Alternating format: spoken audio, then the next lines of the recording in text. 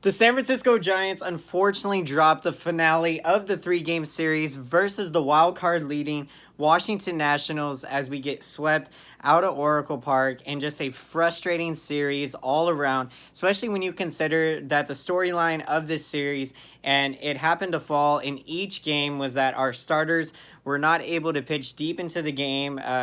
They allowed a lot of early runs and really put the offense in a deficit. And so we were constantly having to play catch up.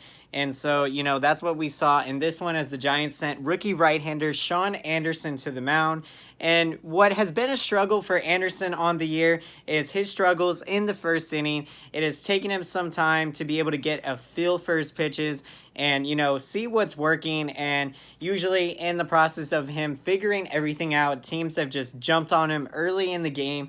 And that continued in this one as he gave up an early run in the first inning. And the thing about Sean Anderson is that in college, he was a closer.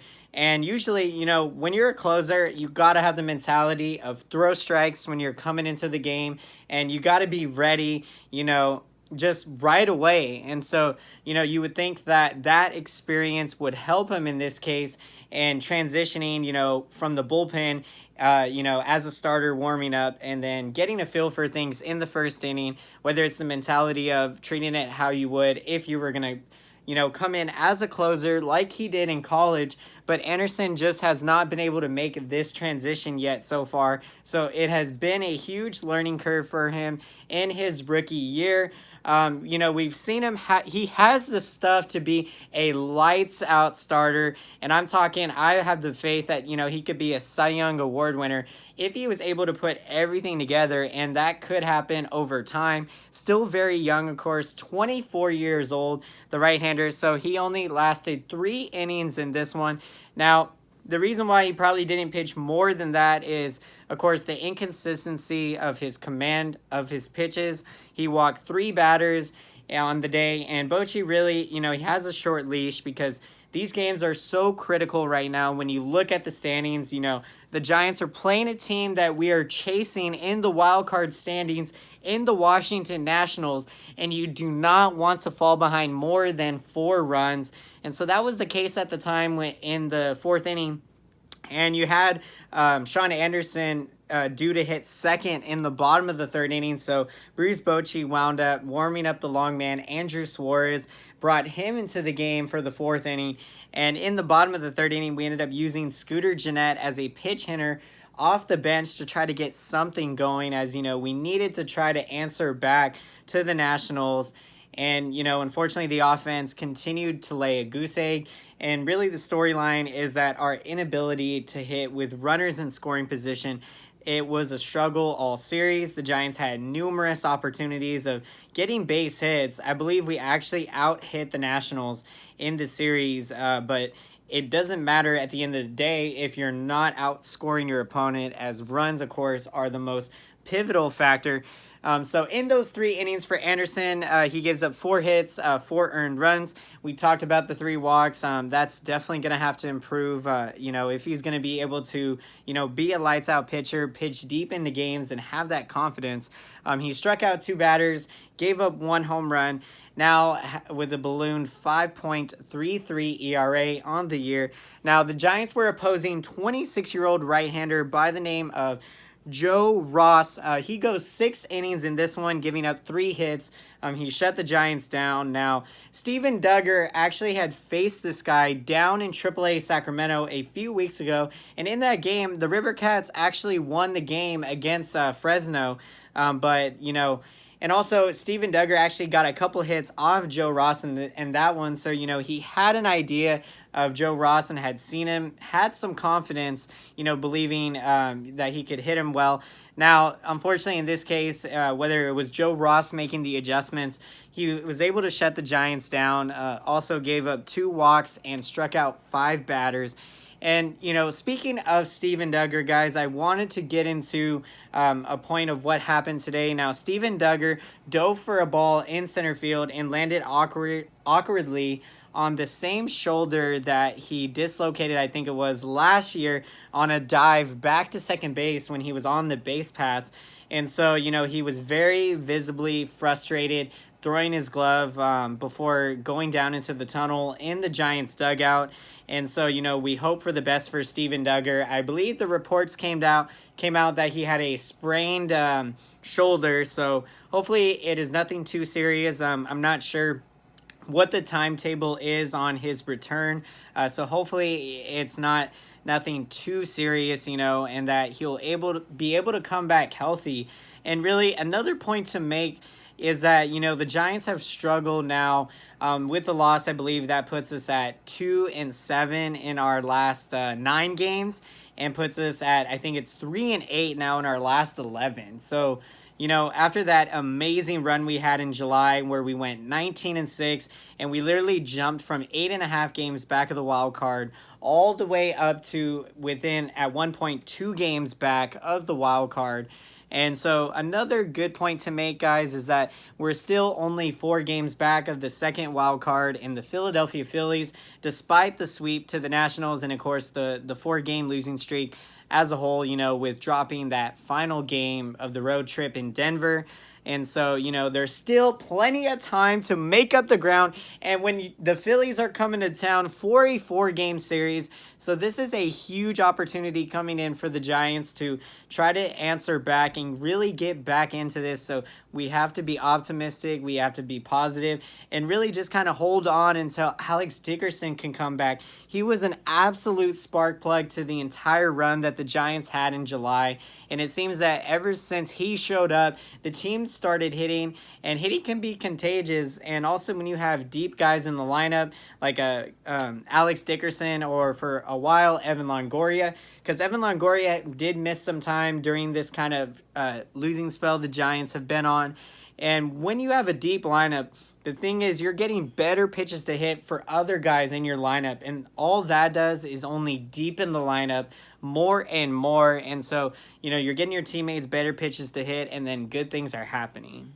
And so, guys, let's get into the offensive statistics of the game for your San Francisco Giants. Mike Yastrzemski had a base hit going 1 for 3. He is hitting .264 on the year now. Buster Posey came in with a nice pinch hit at bat, trying to help the Giants to lead a late charge comeback. In this one, he goes 1 for 1 with a pinch hit base hit, now hitting .261 on the year. Kevin Pillar, guys, another good game. He goes 1 for 3 with a base hit, scores a run, and is hitting .245 on the year. Brandon Crawford, the shortstop, the amazing homegrown shortstop out of Pleasant Hill, Foothill High School.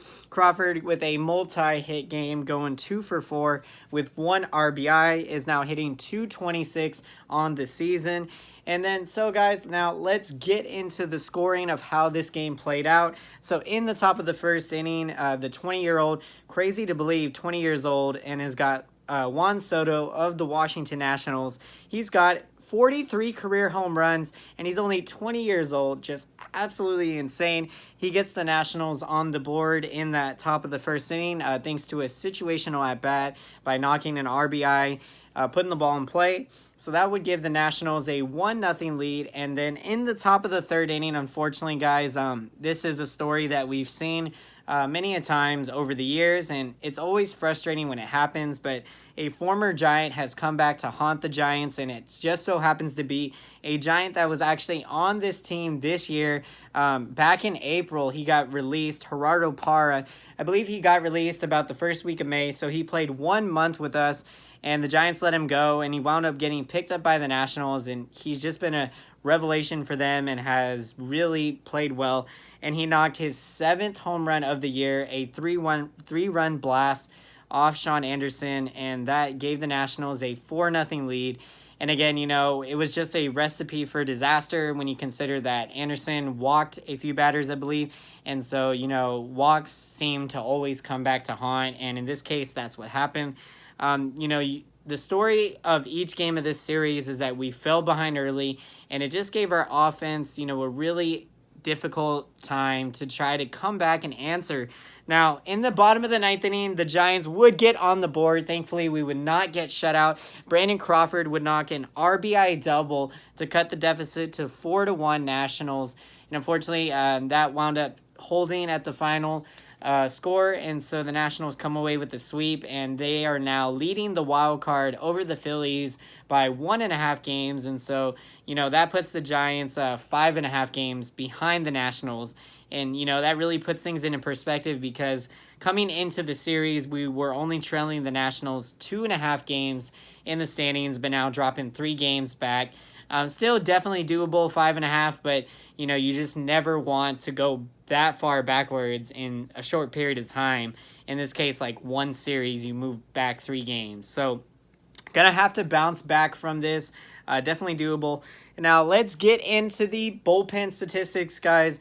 That was another encouraging positive to take out of the game. So after Anderson, Andrew Suarez would come into the game. And so the bullpen wound up pitching 6 shutout innings, guys. So phenomenal.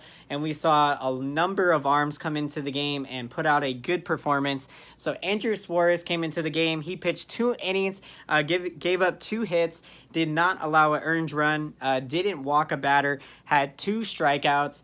And Suarez now with a 8.15 ERA. And so the ERA has been pretty ballooned, but Suarez has been used as the long guy, and we may see him get a start or two, because I think the 5th spot in the rotation is definitely up for grabs when you consider that Connor Menez, yesterday, had a very, poor performance. So we're not sure what's going to continue to go on in the starting rotation.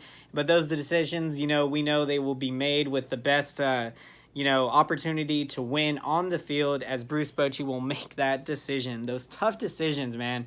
And speaking of tough decisions, I had not had a chance to disclose this, but as I'm sure a lot of you guys have heard, Joe Panic got released the other day. And it was a situation that took place because, with the Giants having acquired Mauricio Dubon in a trade from the Milwaukee Brewers, a very high-touted prospect.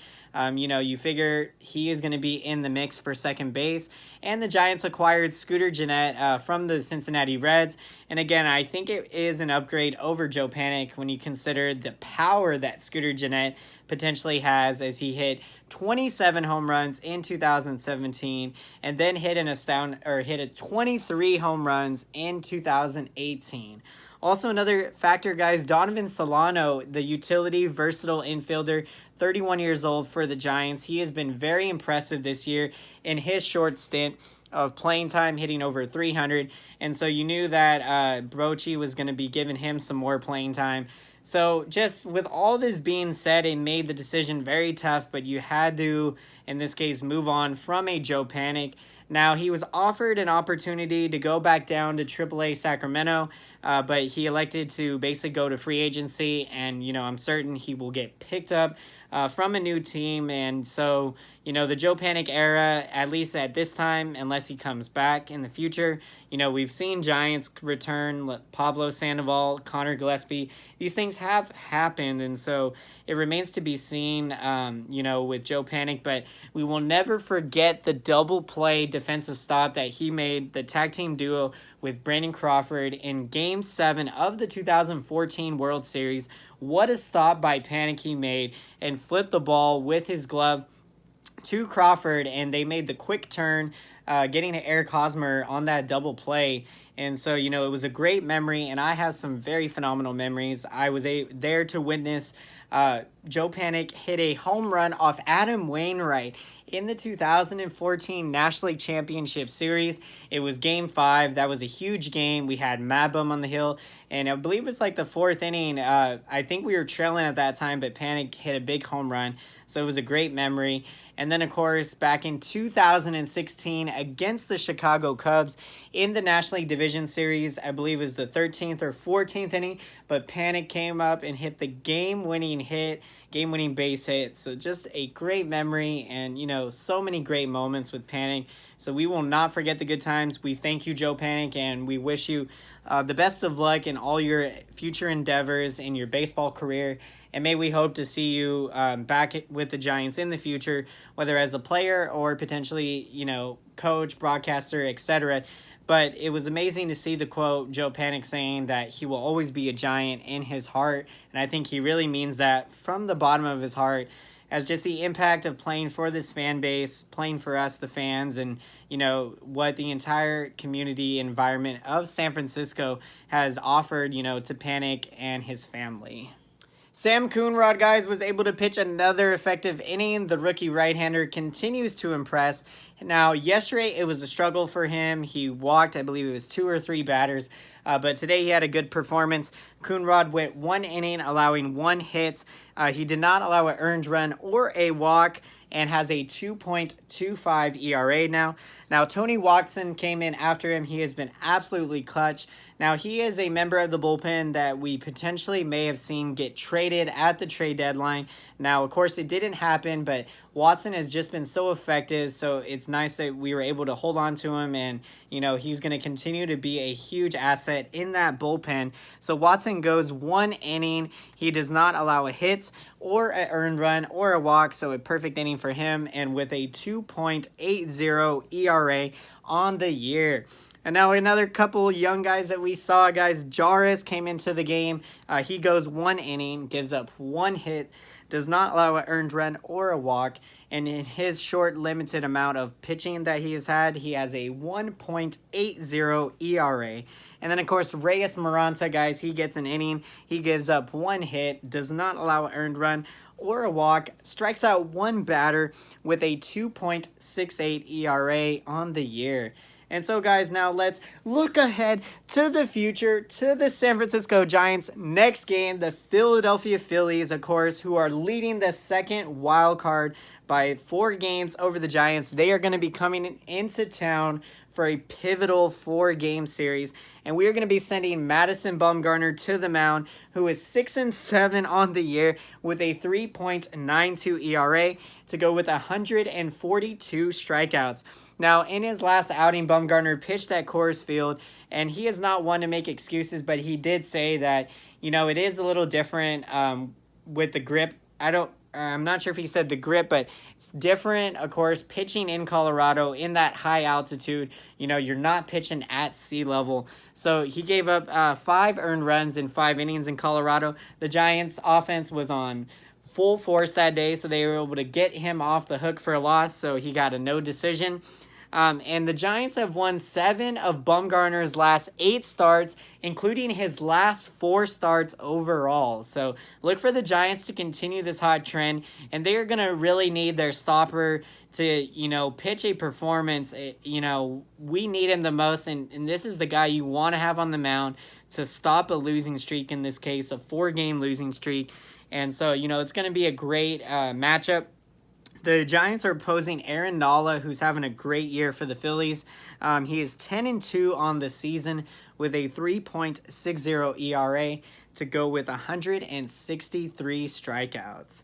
And so, guys, I hope you enjoyed this video, and if you made it all the way through to the end of the video, then be sure to smash that like button, as it helps support the YouTube algorithm, guys. And really, I want to say I thank you so much, and I appreciate all of you guys who comment on my videos.